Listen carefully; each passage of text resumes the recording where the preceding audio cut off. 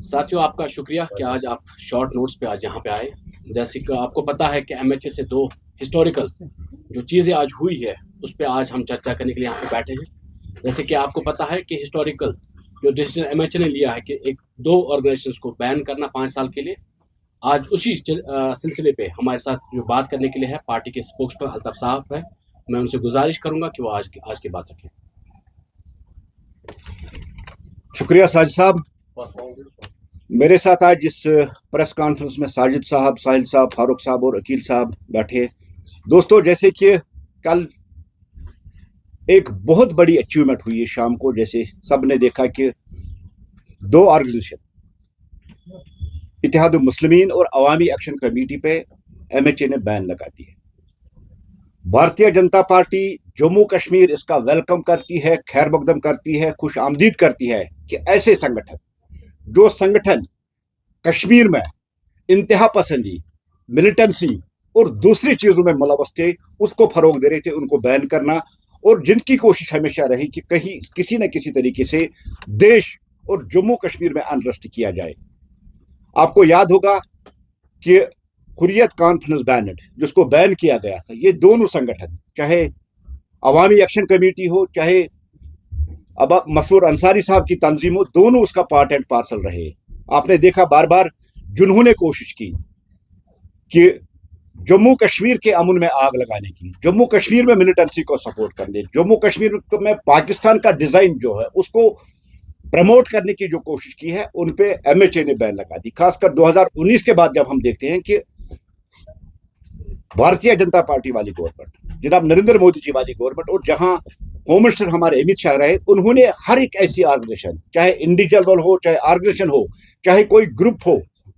उसको बख्शा नहीं जिन्होंने देश के खिलाफ काम किया, जो देश की इंटीग्रिटी, देश की सॉलिडिटी, देश की सिक्योरिटी, देश की एकता और देश की अखंडता के खिलाफ जिन्होंने काम किया है, उनको बख्शा नहीं जाएगा। जहां हम जम्मू कश्मीर आते आते देख रहे हैं कि ये दो मुख्तलिफ जो ऑर्गेनाइजेशन थी, उन्होंने भी देश के खिलाफ बहुत बड़ी काम की है। जब हुर्रियत कॉन्फ्रेंस यहाँ एक्टिव थी, जब मिलिटेंसी अपने अरूज पे थी, तो ये दोनों जो ऑर्गेनाइजेशन है ये वजूद में आई थी और ये पाकिस्तान को सपोर्ट करी। और पाकिस्तान का जो डिजाइन है कि कश्मीर में आतंकवाद फैला जाए, जम्मू कश्मीर में आतंकवाद को बढ़ावा दिया और जम्मू कश्मीर में अनरेस्ट किया जाए, चाहे वो स्टोन पेल्टिंग के जरिए हो, चाहे वो टायर गैस, चाहे वो हड़ताल हो, चाहे वो कैलेंडर्स में, उन कैलेंडर्स में भी इन पार्टियों का बहुत बड़ा रोल रहा है। जो कैलेंडर 2019 से पहले आप जम्मू कश्मीर में देख रहे थे, जैसे कि यही पार्टियां एक फरमान, एक हुक्म सादिर करती थी कि आज किस रंग के कपड़े आपको पहनने और क्या खाना है, ये इनकी एक्टिविटीज रही है। कल जो फैसला हुआ, ये फैसला, हम इस फैसले को खैर मकदम करते हुए ऐसे जो इंडिविजुअल्स है या जिस तरह से ऑर्गेनाइजेशन है, देश से बढ़कर कोई नहीं है, कानून से बढ़कर कोई नहीं, कितनी कोई भी ऑर्गेनाइजेशन कितनी भी स्ट्रांग हो, कितनी भी बड़ी हो, कितनी भी मजबूत हो, लेकिन देश के कानून के साथ, देश की एकता के साथ, देश के अमन के साथ, देश की एकता के साथ किसी को खिलवाड़ करने की इजाजत नहीं दी जाएगी। हम पिछले कुछ देर से ये भी देख रहे हैं कि कुछ इंडिविजुअल्स या कुछ ग्रुप्स जो फिर एक बार कश्मीर को उस रेडिकलिज्म में धकेलना चाहते हैं, वो एक्टिव हो गए थे। एक पैगाम कल उन पार्टियों को मिला है, उन ऑर्गेनाइजेशन को मिला है जो जम्मू कश्मीर के अमन में आग लगाना चाहती है, जो जम्मू कश्मीर में मिलिटेंसी फिर रिवाइव करना चाहते हैं। ये एक पैगाम उनको, एक वार्निंग उनको है। उनके लिए ये आई ओपनर वाली एक डिसीजन था, जो डिसीजन कल शाम को हुआ था। जिस तरह से हमने देखा कि जो कल का फैसला था, ये फैसला बहुत पहले लेना था, क्योंकि कश्मीर को अनरेस्ट करने में, कश्मीर में पत्थरबाजी करवाने में, कश्मीर में हड़ताल करवाने में, कश्मीर में दूसरी चीजें करवाने में इन ग्रुप्स का भी बहुत बड़ा हाथ था। क्योंकि ये बैनर्ड, चाहे वो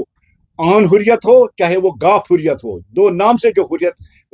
की यहाँ जो प्लेटफॉर्म चलते थे, जिनका काम ही था कि कश्मीर में पत्थरबाजी करवाए, कश्मीर में वो अनरेस्ट करवाए, इनका भी बहुत बड़ा रोल है। कल होम मिनिस्ट्री की तरफ से पूरी तहकीकात के बाद, पूरी इंक्वायरी के बाद ये देखा गया कि इन दोनों पार्टियों के जो लीडर हैं, उनके मुख्तलिफ जेल पुलिस स्टेशन में एफआईआर है और उनको मुलवस पाया गया है कि उन्होंने कश्मीर में हालात खराब करने की कोशिश की और हिंदुस्तान के खिलाफ, हमारे भारत के खिलाफ इन तंजीमों ने एक जंग छेड़ के रखी थी। इसलिए कल का जो स्टेप हुआ है, कल जो फैसला हुआ, वो फैसला जम्मू कश्मीर के अमन के लिए बहुत अहम है। और जम्मू कश्मीर में इस वक्त इस जो कल डिसीजन होम मिनिस्टर ने लिया है, ये वक्त की जरूरत थी, क्योंकि यही ग्रुप उस कश्मीर में फिर रेडिकलिज्म को वापस रिवाइव करना चाहते और कश्मीर को मुख्तलिफ प्लेटफार्म के जरिए कोई रिलीजियस के नाम पे, कोई पॉलिटिक्स के नाम पे कश्मीर को फिर उन्हीं 90s के हालात में धकेलना चाहते थे। वो कोई पॉलिटिकल ऑर्गेनाइजेशन हो, वो सोशल ऑर्गेनाइजेशन हो, या कोई भी ग्रुप हो, हम उनसे ये कहना चाहते हैं कि आज के भारत में, नरेंद्र मोदी जी के भारत में, किसी को भारत मुखालिफ प्रोपेगेंडा करने की इजाजत नहीं दी जाएगी। चाहे वो कोई पॉलिटिकल पार्टी हो, चाहे वो कोई सोशल ग्रुप हो, चाहे कोई भी ऑर्गेनाइजेशन हो। ये नया भारत है, नया जम्मू कश्मीर में है। नए भारत और नए जम्मू कश्मीर में आतंकवाद और आतंकवादियों के आकाओं के लिए कोई जगह नहीं है। नए जम्मू कश्मीर में स्टून पेल्टर्स, उनके सपोर्टर्स, हड़ताल, कैलेंडर्स, जितने चीजें उन्होंने की, उनके लिए कोई जगह नहीं है। कल के फैसले का हम खैर मकदम करते हुए गवर्नमेंट ऑफ इंडिया से ये अपील करना चाहते हैं, और खासकर हम एलजी साहब से भी अपील करना चाहते हैं कि मुख्तलिफ जो इंडिविजुअल्स या जो ग्रुप्स आजकल लाल चौक में देखे जाते हैं, वहां फिर वो रेडिकलाइजेशन वाला जो माहौल कभी था, जिसमें कभी आसिया इंदिरा भी चलती थी या दूसरे जो सेपरेटिस्ट लीडर्स चलते थे, वो फिर एक बार दोहराना चाहते हैं। हम होम मिनिस्ट्री से ये गुजारिश करना चाहते हैं, ऐसे ग्रुप या ऐसे पॉलिटिकल पार्टीज जिनका एजेंडा है कि देश के खिलाफ बोलना, देश की सिक्योरिटी के खिलाफ बोलना, देश की एकता के खिलाफ बोलना, उन पे भी बैन लगनी चाहिए।